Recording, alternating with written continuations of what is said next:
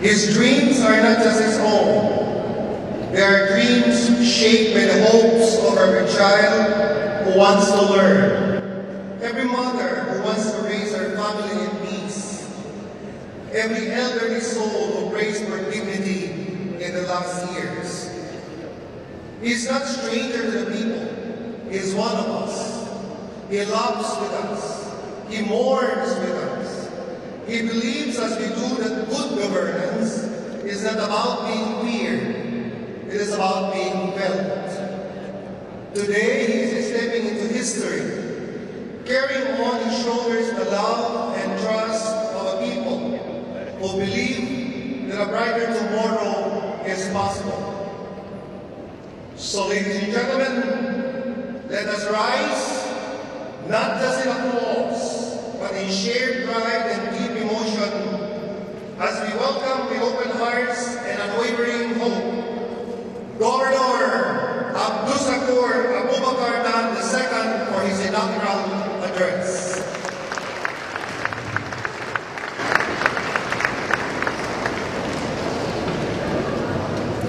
Please be seated. Good morning. Assalamualaikum warahmatullahi wabarakatuh. Honorable Vice Governor Abdussakur M. Dan, my father, former Vice Governor Hajjal Nurul-Nisa Dan, of course, my beautiful wife Sharina Kiram Dan, and members of my family, Honorable Congressman Samir Dan, Honorable Congressman Ayman Dan, Honorable Associate Justice Edilwasi Padiri, of course our Provincial Prosecutor Ma'am Ann Ledesma, ang ating mga kasamahan sa security sector, sa pangunguna ni ang ating Division Commander General Peña. Sir, maraming salamat. General De Los Santos, General Tapasan, ang ating Provincial Director ng Philippine National Police, Colonel Jeff Uy, of course, ang ating mga membro ng religious sector, nandito ang ating mga religious leaders, NGOs, CSOs, and youth organizations, department heads, and employees of different provincial government and my fellow Tausu, of course the mayors, the vice mayors, and councilors, iban ama, si kami, mga kaamahan, si mga mayon, Yariya Kuliming, Yariya Kulhakta, Yariya Kuljes, Yangkul Piping, Yangkul Art, Yangkul Kirkard, iba't may mamut si Mayor, Mayor Cheng, na iba't na si kita yung katan, balikan ko, itukpag ko, insalam, kasilasa, kaniyong katan, assalamualaikum warahmatullahi ta'ala wabarakatuh. I stand before you humbled by your trust and strengthened by your hope. Today is not just a political event. Today is a renewal of our collective commitment, reaffirmation of our dream for a better, safer, and more prosperous Sulu. I thank each and every council who participated in the democratic process. Your voice, your vote, your faith in our future. These are the foundations upon which we shall build the next chapter of our province. We gather at a time of great transition with the reversion of Sulu from BAR to the direct care of the national government.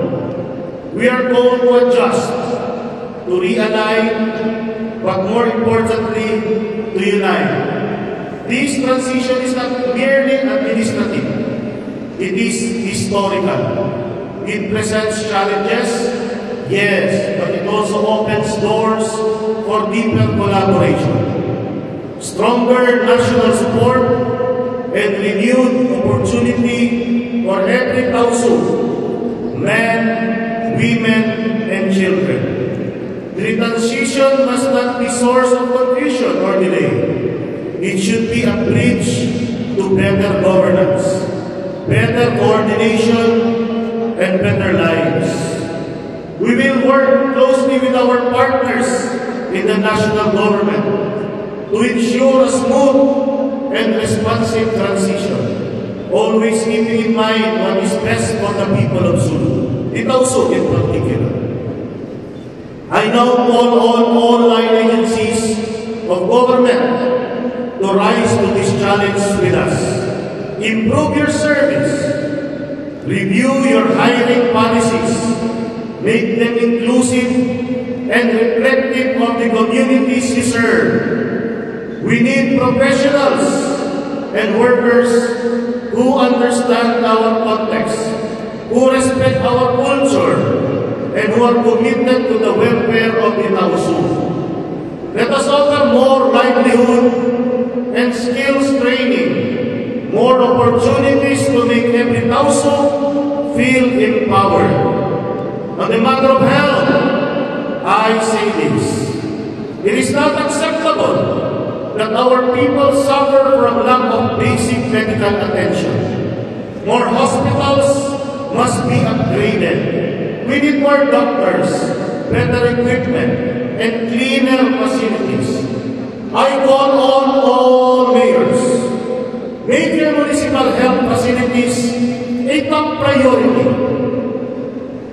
Let us work together for effective and efficient health service delivery. Health is not just a government obligation. It is a moral duty.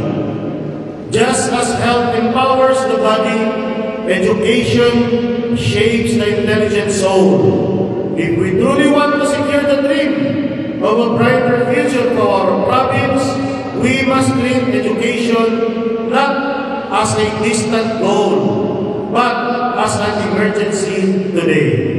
We face undeniable truths, classrooms that overflow, facilities that fall short in need, and a growing burnout culture of teachers who shoulder more than they share. These are not abstract statistics, but daily realities faced by thousands of learners whose dreams are as vast as the sea, yet whose schools are sometimes held together by hope alone. I will therefore push for the construction of more classrooms and learning centers.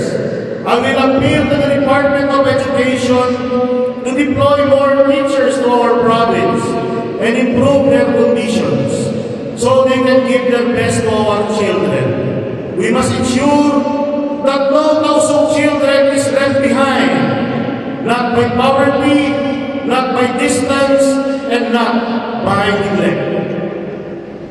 To the academe and to all the hard-working educators in the province of Sulu, we need you now more than ever. Support us. Remember, we are not just shaping the young, we are shaping the moral fiber, the cultural pride, and the intellectual strength of Sulu. Let our schools not only teach knowledge, but also build character, discipline, and patriotism. And yet, none of these aspirations can thrive without maintaining peace. But I am proud to say that our peace and order situation has greatly improved. To our partners in the security sector, particularly the armed forces of the Philippines and the Philippine National Police, I thank you. But I also urge you, let us not be content.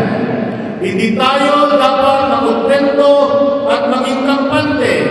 Dapat tayong magsikap na mas lalong pagandahin ang katahimikan at kaayusan ng ating mahal na lalawigan ng Sulu.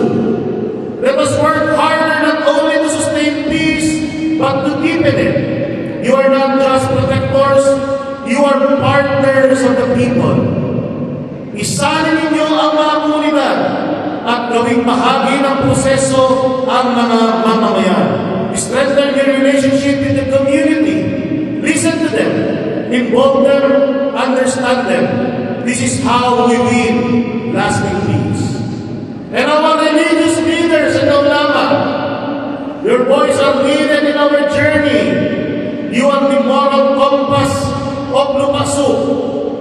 Your role is vital. In this time of shifting values and overwhelming influences, we need you to help us guide our people in the right path of Islam, in the ways of righteousness, compassion, and discipline. Dihiran gaman hala, in pagpaktul hakamataan, iwan pangandatan sintausu, hangan simpaglasa, palupaksu. And even though you don't get paid for your teachings, your contribution is priceless. On behalf of the entire province of Sulu, magsukul ang mga kaulamaan si kami. May Allah reward your sacrifices. Furthermore, I call upon our mayors. You are the frontliners in the governance. No matter how good the intentions of the provincial government may be, they will mean nothing without your support. Let us remember that everything we do, every project, every initiative, is not for us, but for the benefit of every household. Let us work as one united force. My fellow household, this administration is not about one man. I serve no master. It is all about us, working together for a shared vision of peace, development, and justice. Unity is not merely a slogan. It is a way of life.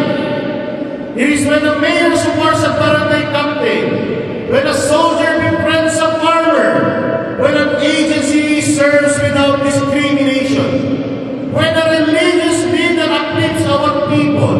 It is when we choose hope over fear, progress over division, and service over self-interest.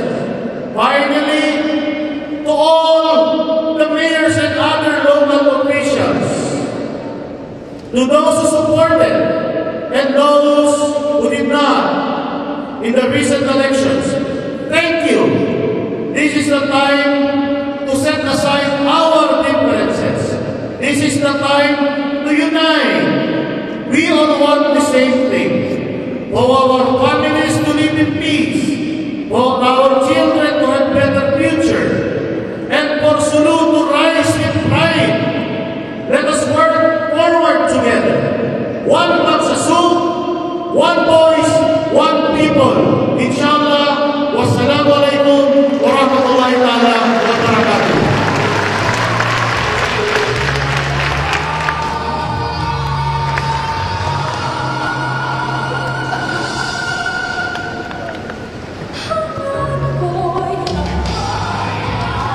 Thank you very much, Honorable Governor Representative Rita II, for those inspiring and heartfelt words. We shall not just for today, but for generations to come.